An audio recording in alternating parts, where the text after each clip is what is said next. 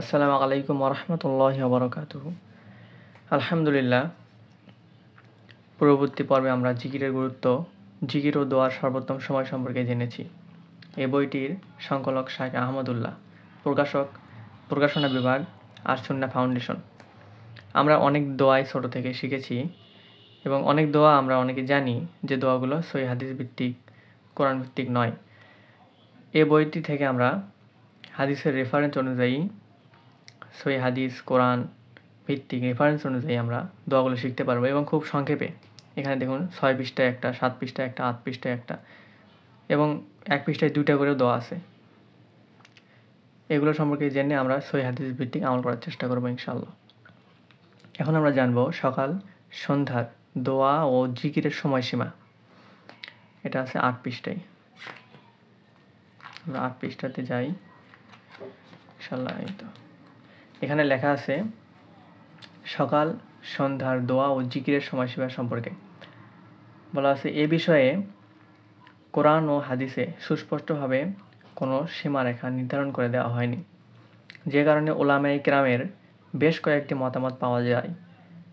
সকালের দোয়া ও জিকিরের সময়সীমার ক্ষেত্রে সবচেয়ে বিশুদ্ধ মত হলো সুবহে সাদিক থেকে নিয়ে সূর্যোদয় কিংবা তার কিছু সময় পর পর্যন্ত।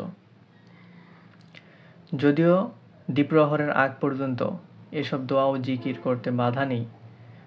আর সন্ধ্যার আজকার ও দোয়ার বিষয়ে দুটি অভিমত বেশি প্রসিদ্ধ। একটি হলো আসরের পর থেকে মাগরিবের আগ পর্যন্ত, অপর মত হলো মাগরিবের পর থেকে রাতের 1/3 পর্যন্ত। প্রথম মতের আলেমদের বক্তব্য হলো সকাল সন্ধ্যায় আল্লাহর জিকির ও তাসবিহ প্রসঙ্গে কোরআনে কারিমে আল আশি এবং আল আফল শব্দ প্রয়োগ করা হয়েছে, যার অর্থ দিনের শেষ ভাগ তথা আসর থেকে মাগরিব পর্যন্ত সময়, অর্থাৎ আসর থেকে মাগরিব পর্যন্ত সময়। সুতরাং সন্ধ্যার জিকির ও তাসবিহ পাঠের সময় হলো আসর থেকে মাগরিব পর্যন্ত, অর্থাৎ বিকেলবেলা। এটি ইমাম ইবনে তাইমিয়া, ইবনুল কাইয়িম ও ইমাম নববী রহিমাহুল্লাহ এর মত। দ্বিতীয় মতাবলম্বনকারীদের যুক্তি হলো সকাল সন্ধ্যার দোয়ার ক্ষেত্রে হাদিসে আল মাসা শব্দটি ব্যবহার করা হয়েছে, আর বুখারী ও মুসলিমে বর্ণিত আব্দুল্লাহ ইবনে আবি আওফা রাদিয়াল্লাহু তাআলা আনহু এর একটি মারফু হাদিস দ্বারা বোঝা যায় আল মাসা মাগরিব পরবর্তী সময়কে বলা হয়। সুতরাং সন্ধ্যার আজকার ও দোয়ার সময় মাগরিবের পর।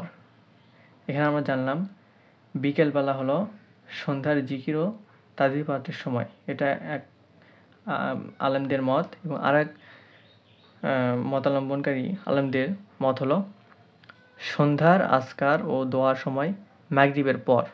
বিষয়টি যেহেতু গবেষণা নির্ভর, সুতরাং আসরের পর থেকে নিয়ে মাগরিবের পরেও এ জিকির ও দোয়ায় সমস্যা নেই। আল্লাহই ভালো জানেন। আমরা এখান থেকে মূলত নিজে শেখার চেষ্টা করতেছি এবং মানুষকে জানানোর চেষ্টা করতেছি। আমাদের উদ্দেশ্য দুনিয়ায় এবং আখিরাতে আল্লাহ তাআলার সন্তুষ্টি অর্জন। আল্লাহ তাআলা আমাদের কাজকর্ম সহজ করে দিন এবং আমাদের উপর রহমত করুন, আমাদেরকে হেদায়েত দান করুন। আলহামদুলিল্লাহ। সুবহানাকাল্লাহুম্মা বিহামদিকা আশহাদু আল্লা ইলাহা ইল্লা আনতা আস্তাগফিরুকা ওয়া আতুবু ইলাইক।